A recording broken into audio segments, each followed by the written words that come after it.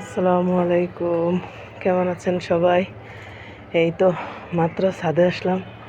এসে দেখি যে আমার ছাদ পানিতে জলবদ্ধতার সৃষ্টি হয়েছে।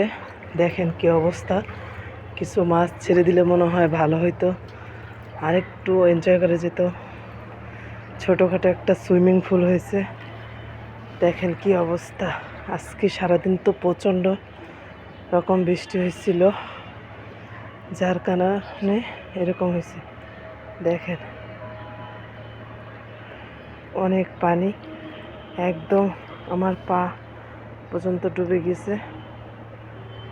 কি অবস্থা হয়েছে।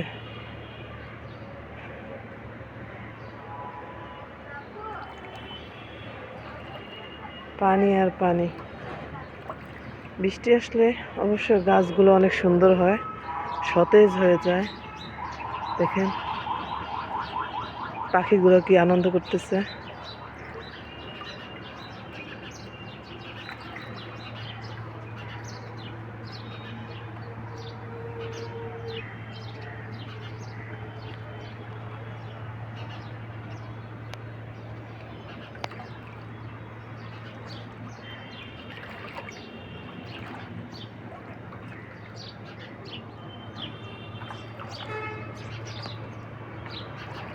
কিছু মাছ ছেড়ে দিলে মনে ভালো হইতো, আর একটা আনন্দ করা যেত।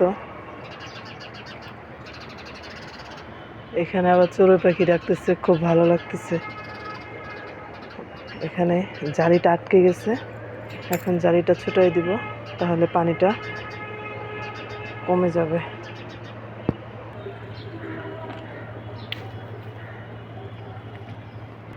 তৃতীয় স্তরের ছাদে ওঠার সিঁড়ি, দ্বিতীয় স্তরের যাচ্ছি। এটা হচ্ছে আমার দ্বিতীয় স্তরের ছাদ বাগান। এই দেখেন বৃষ্টিতে সব কিছু ফেলে দিছে।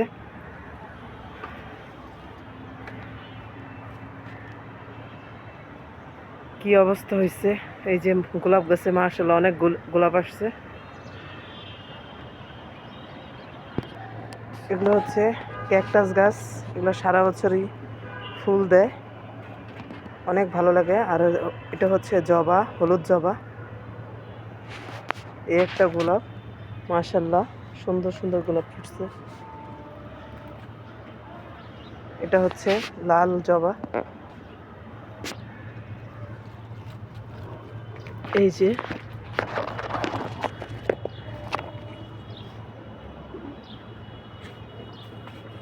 বৃষ্টি আসলে ছাদটা একদম পানি অর্ধেক হয়ে যায়।